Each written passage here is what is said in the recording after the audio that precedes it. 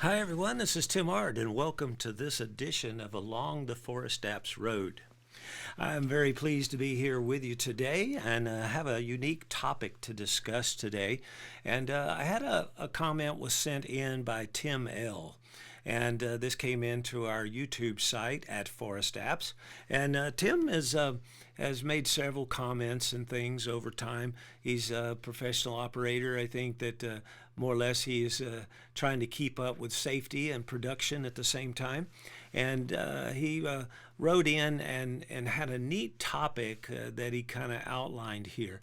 And I'd like to kind of read what he has to begin with and then kind of discuss it just a little bit because it has to do with what he calls the root cause analysis. And he had sent this in with a comment that another gentleman, John, had sent in regarding what do you do on bad roots or where you have root rot or center rot in the tree. How do you best be able to handle those things? And I've put together a little a video on that on our YouTube channel. But John then wrote in about this root cause analysis, and I just want to read this for you. It's pretty interesting. He says, I like the technical data, learning new techniques. I want to understand the theory of operation of anything I do. Often through root cause analysis, RCA he calls it, I also apply RCA to planned events as much as unplanned events. Something else that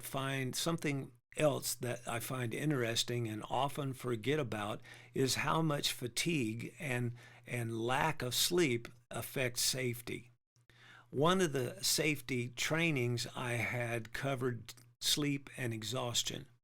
They said there was a study done on sleep deprivation and workplace accidents. The instructors told us that there was an 80% increase in accidents where employees went from 8 hours of sleep per night to 7 hours of sleep per night. I'm not sure how true that is or how the study was conducted, but the students in that training had to write down how many workplace accidents they were involved in, and if they were sleep deprived, exhausted, brain fogged, frustrated, flustered, or angry when it happened. I don't remember the exact numbers, but out of the several hundred accidents, there was less than 10 that did not involve anything listed.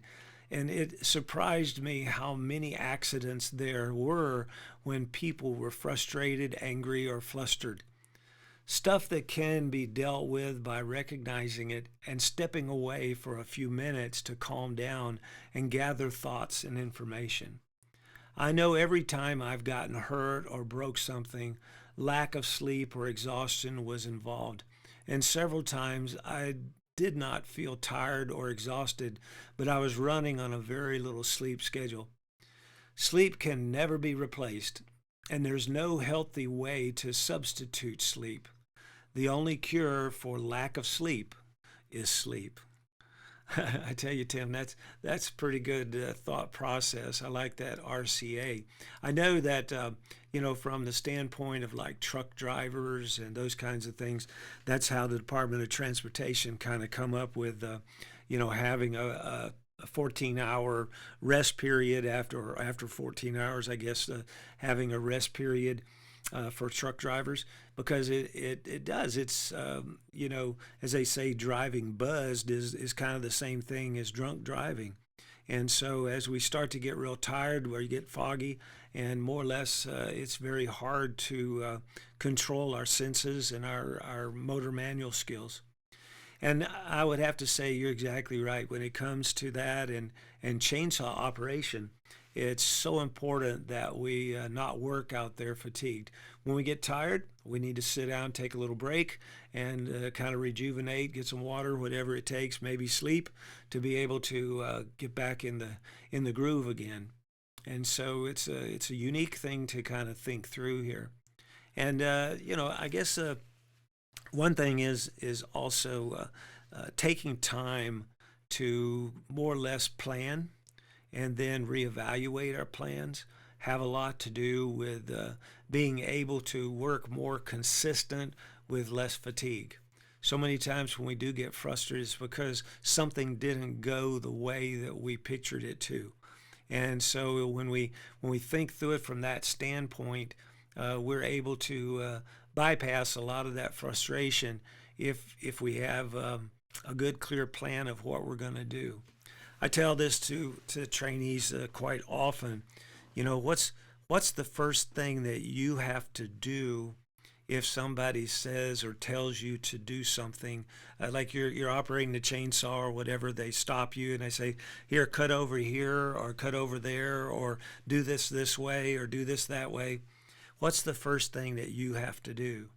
And I think it's kind of interesting when you start to see this. But the first thing that you have to do is you have to forget what you were thinking. You have to focus on what the other person was saying. You have to forget what you were thinking. And, from an operator's standpoint, that's kind of critical. You see, when you get in that seat or you pick up that chainsaw, you're actually the operator, correct? And so you're responsible for positives as well as negative outcomes of operating that piece of equipment. And so you have to be the one with a complete plan of what you're going to do, how you're going to do it, to be able to maximize efficiency, and you also maximize safety that way. Because you can't forget about looking, before releasing a tree, you are backing up the machine or whatever you might be doing. You have to make sure you know where all your team is. You have to make sure that you have your escape plan correctly.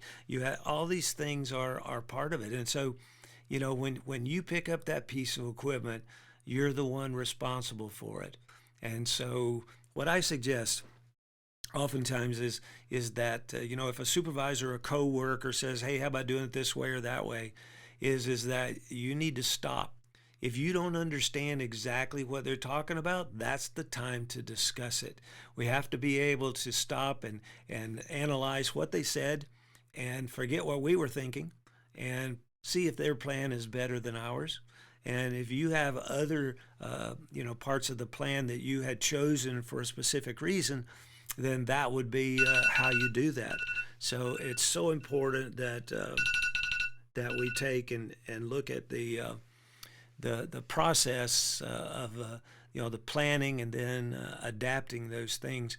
Because if you aren't clear, then you're not the operator with the plan. And so that's it. That's what we need to do.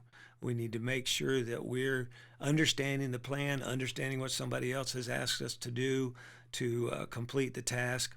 And so it's something then that'll cut down a lot of that, I guess you'd say tiredness or fatigue factor, because we're able to work at a steady pace that we're planning. So anyway, we've had a great 3 weeks. We got back and we've been up in Kentucky 1 week and then 2 weeks in Illinois. And so it's been a great 3 weeks. We're about to head out in a day or two for Pennsylvania. We've got the end of the week this coming week and then the following week in Pennsylvania. And then the week after that, we're headed up to Massachusetts. We'll be working with Maya up there from Cape area over to, I think, Lee on the western side. And so we've got several groups there. And so we're looking forward to that. Hopefully it's springtime up there. Got a little cool up in Illinois with us, but hopefully spring has sprung, and it's going to be some great training weather. And so we appreciate y'all dropping by. We hope you got some things to think about from this one. Please check out our YouTube channel and also Instagram. It's under Forest Applications Training Incorporated on Instagram, and at Forest Apps is our handle on YouTube.